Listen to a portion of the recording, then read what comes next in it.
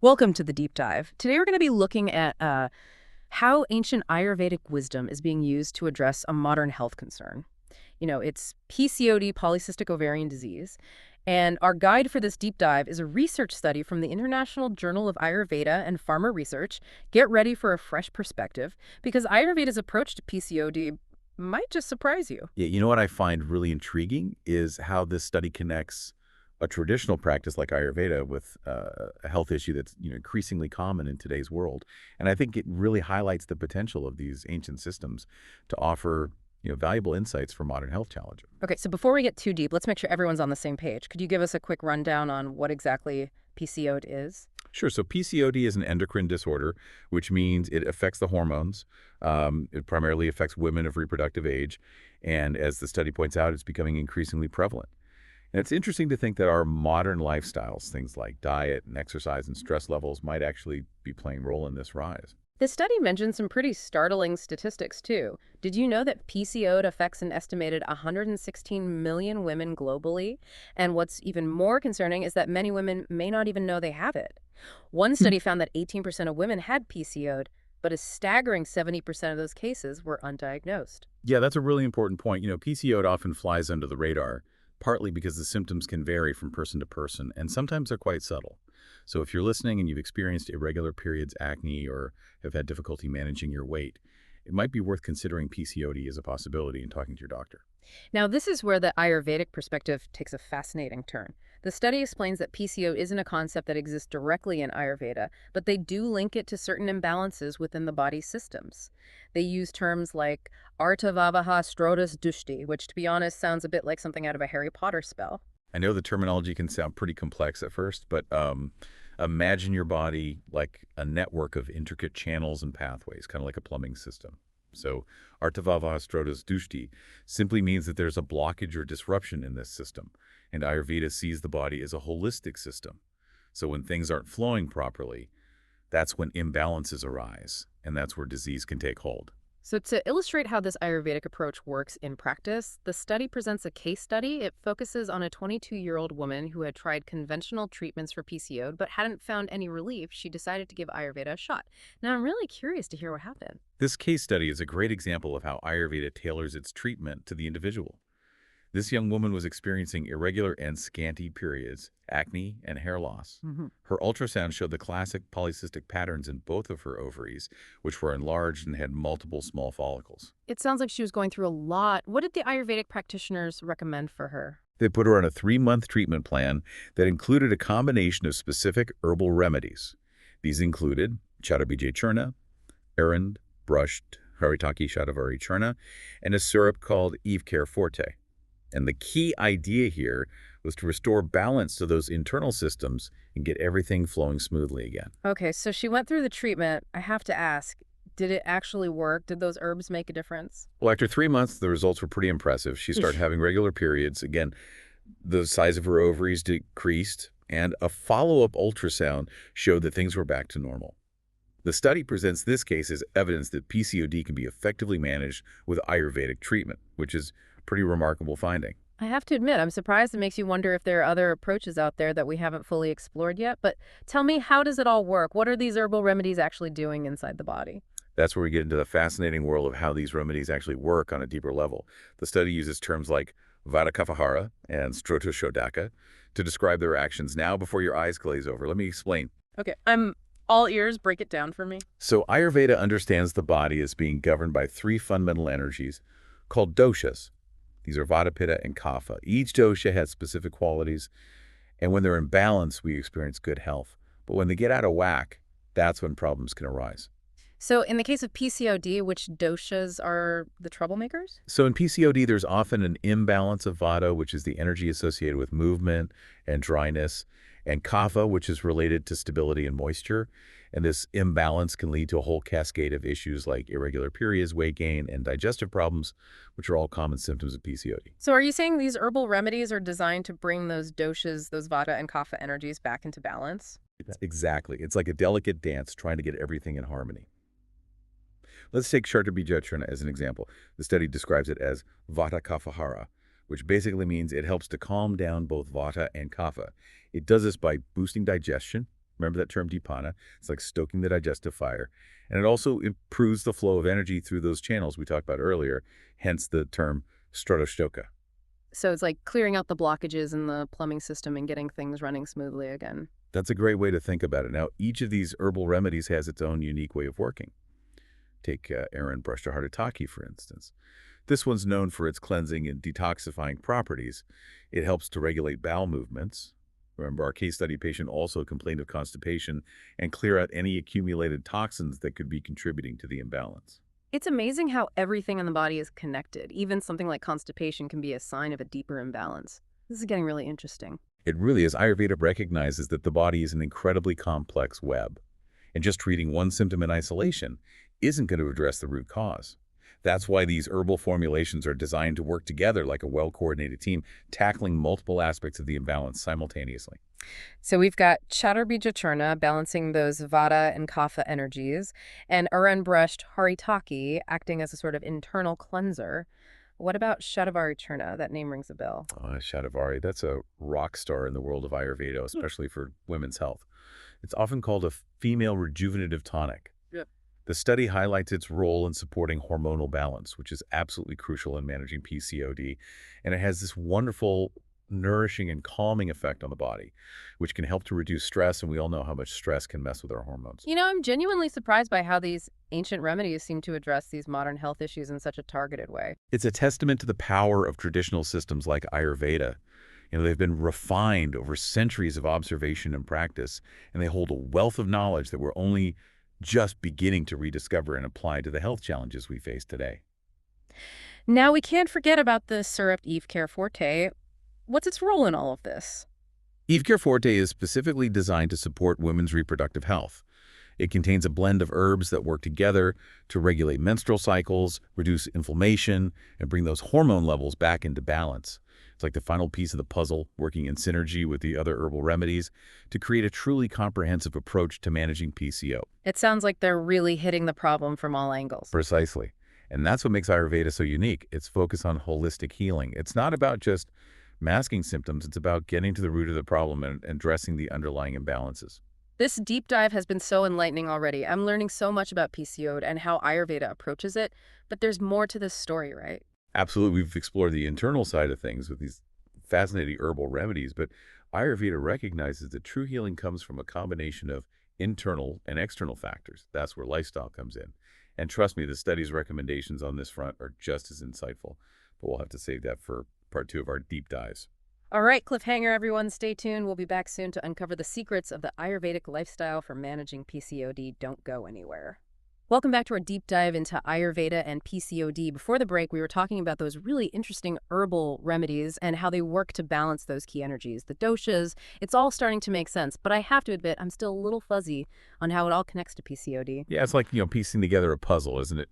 We've seen how these herbal formulations can address those root causes of PCOD, but as we touched on earlier, Ayurveda takes this holistic approach. It's not just about, what we put in our bodies. It's also about how we live our lives. Yeah. The choices we make every day. Right. The study really emphasizes that lifestyle changes are key for managing PCOD. So let's dive into those recommendations and see what they have to offer. So the recommendations in this study highlight how interconnected our bodies and our environment really are. For example, it suggests avoiding oily and junk food. And when you think about it, that makes a lot of sense. Those foods can disrupt digestion and make those kapha imbalances even worse. Yeah, I know that feeling of being weighed down after a greasy meal. Definitely not a good sign for kapha. Exactly. And remember, kapha is all about that heavy, slow-moving energy. So loading up on those kinds of foods can really throw things out of whack. It's like adding fuel to the fire, so to speak. The study also mentions reducing sugar intake. What's the connection between sugar and PCOD? Well, sugar is a major culprit in PCOD because it can lead to insulin resistance. And that's a key factor in the hormonal imbalances that are so characteristic of this condition. So by cutting back on sugar, we can help to regulate those hormone levels? That's the idea. And it's not just about avoiding refined sugar. It's about being mindful of all sources of sugar in our diet. Things like processed foods, sugary drinks, even seemingly healthy snacks can be loaded with hidden sugars. It's about reading those labels and making conscious choices about what we're putting into our bodies. All right, so we're ditching the junk food and the sugar.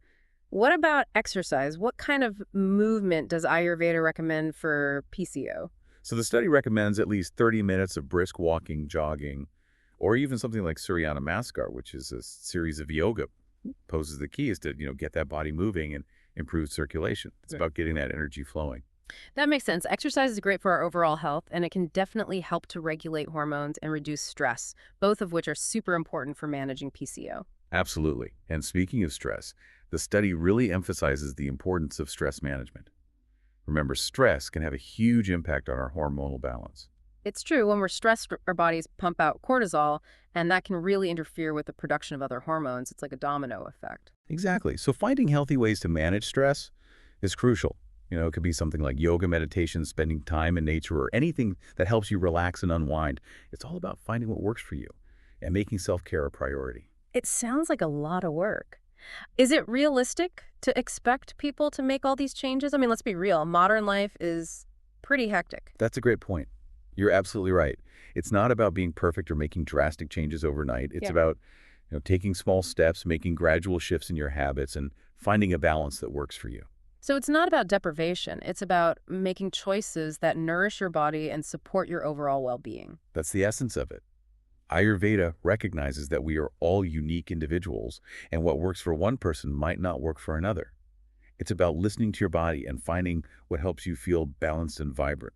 It's a journey, not a destination.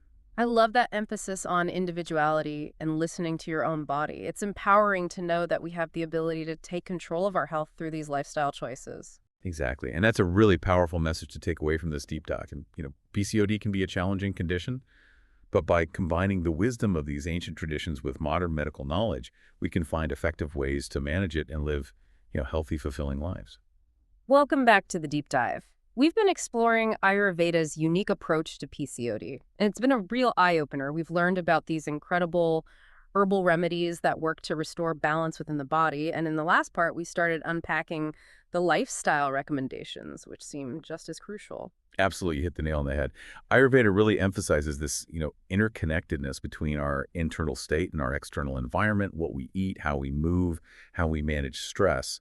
It all plays a part in creating that overall sense of well-being or, throwing it off balance. Right, and the study we're looking at doesn't shy away from specifics. It dives right into what you should be eating, or perhaps avoiding if you're looking to manage PCOD through an Ayurvedic lens. Yeah, it really does. And the advice is surprisingly straightforward. For instance, it recommends avoiding oily and junk food. Mm-hmm. Now, at first glance, that might seem kind of obvious, but when you consider the doshas we talked about, it starts to make even more sense. Okay, remind me, how do those foods connect back to the doshas and PCOD specifically?